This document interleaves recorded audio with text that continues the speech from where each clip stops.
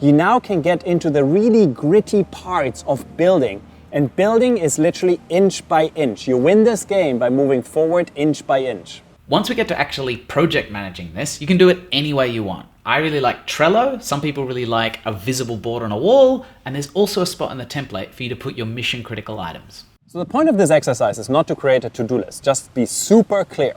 The point of this exercise is to figure out what are the 3, 4, 5, maximum like probably 7 things you need to do tomorrow.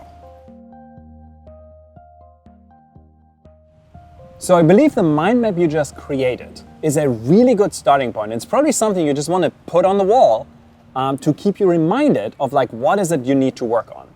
And use this mind map as an interactive document. Like start putting, like numbers behind it, which is like, 1 is your most critical thing and 2 is your second most critical and so on.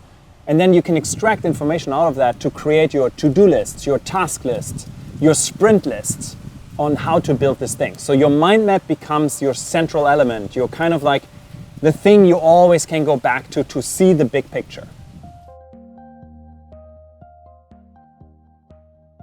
What are the steps that if they don't happen, if that doesn't work, if you can't figure that out, your whole thing will just collapse like a house of cards. What is called mission critical, like what are the things which need to happen, which are the hardest things, the biggest assumptions you have, write it down and then rank them.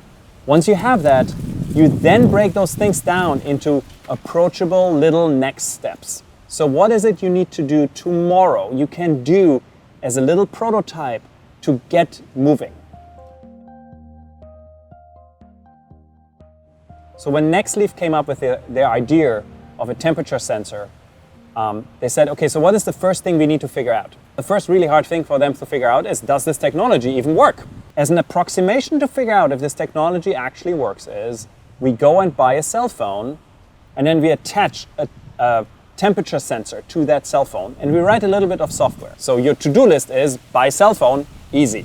Then attach that temperature sensor to your cell phone.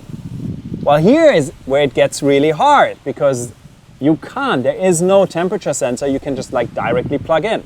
And then the last one is write software.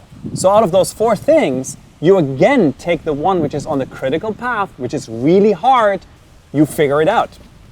You go out and look at the hardware, and probably you've got a hardware expert in your community and have them help you build that temperature sensor connector. Then you put this together, you have your software, you've got your package, now it works.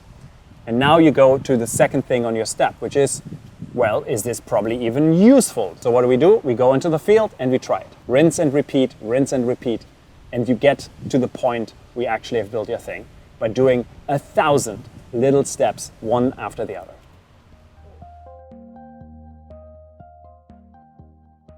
So let's get serious for one moment here, which is, by going through this exercise, you might have actually devalidated your assumption. What this means is, you might have thought you want to solve a problem by using a specific technology, or that this problem is even solvable by a technology. And what you found is that it's probably not possible, or that it's the wrong technology, or that you can't do it because you don't have the right skills in your team. That is okay. You just saved yourselves years of hard work, sweat, and labor to get to the same point.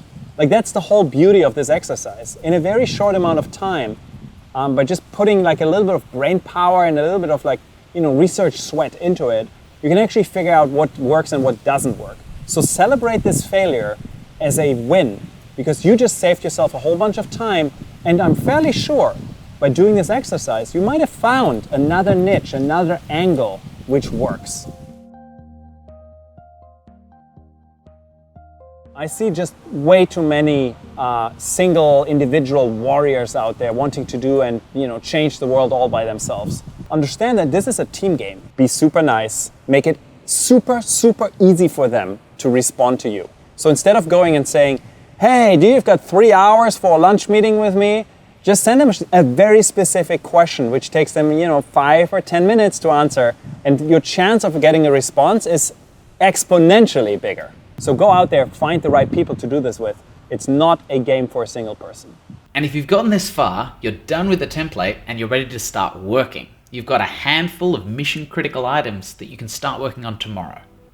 So by now, I hope you really feel exponentially elevated, optimistic, enthusiastic about creating the future you want and not just letting the future happen to you. You want to invent this future, and you have the tools to do so.